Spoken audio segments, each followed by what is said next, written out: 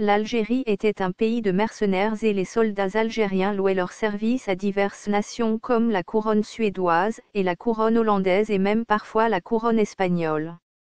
Ce que les Européens appelaient la Grande Barbarie ou Petite Tartarie était l'union de plusieurs pays, une confédération comme l'Algérie, la Tunisie et l'Albanie et la Libye, les îles Ioniennes et la Macédoine.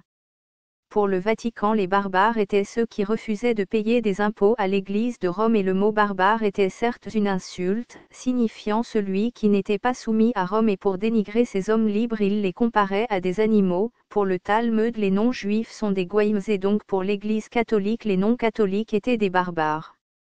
En vérité l'Église catholique était bien plus cruelle et génocidaire que les musulmans.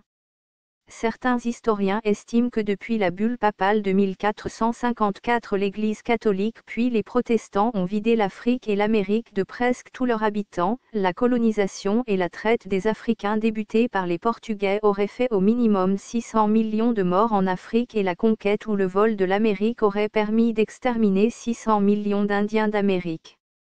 Ainsi depuis 1454 l'Occident a au minimum assassiné environ 1,2 milliard de personnes innocentes dont beaucoup de femmes et enfants. Si on compte les morts par la famine et de maladies on peut estimer que les Occidentaux sont responsables de la mort de la moitié de l'humanité depuis 600 ans. D'ailleurs l'Occident détient 80% des terres émergées du monde et 95% des richesses. Les bateaux en Méditerranée devaient payer un droit de passage à la marine albanaise et algérienne ou barbaresque. Les Anglais, les Français et les Américains ont contesté ces taxes. Ils ont envoyé une coalition de bateaux bombarder le port de Tripoli. Pour venger la destruction du port de Tripoli, l'Albanie, les îles Ioniennes, la Macédoine, l'Algérie, la Libye et la Tunisie ont envoyé une petite coalition de bateaux pour bombarder Londres, Nantes et le port de Boston aux États-Unis d'Amérique. Pourtant les Algériens et Albanais avaient aidé les Hollandais à construire la ville de New York puis ils ont envoyé des soldats pour libérer les Américains de la couronne britannique, mais les Américains ont trahi ceux qui les avaient libérés pour contester les taxes que leurs bateaux devaient payer en Méditerranée.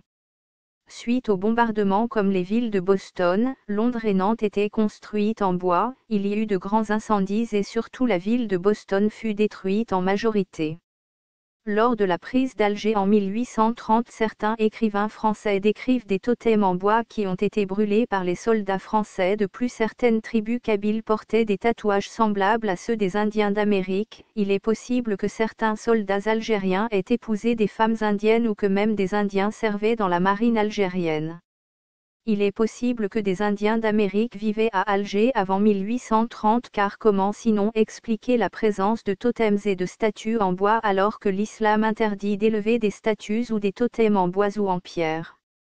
En 2011 la même coalition a détruit la Libye, les Anglais, les Français et les Américains ont bombardé et détruit une nouvelle fois Tripoli pour se venger de leur humiliation du passé sans doute.